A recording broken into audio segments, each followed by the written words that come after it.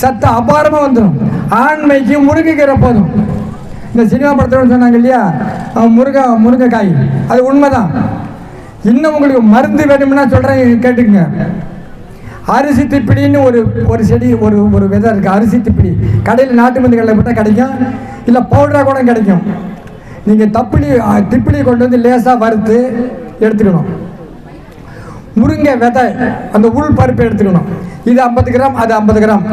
ரெண்டையும் பொடி பண்ணி ஒன்றா சேர்த்து பாலில் போட்டு ஒரு வாரம் 4 நாள் சாப்பிட்டு வந்தீங்கன்னா, இதை எல்லாத்த விட சூரண ஐட்டத்தில் சிறந்த மருந்து ஆண்மைக்கு அரிசி திப்பிலி முருங்கை விதை சரியான ஆண்மையை கொடுத்துரும்.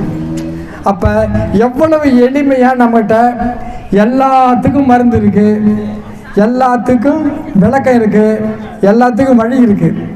ஆகவே இதை பற்றி சொல்லணும்னா நிறைய சொல்லிகிட்டே போகலாம்.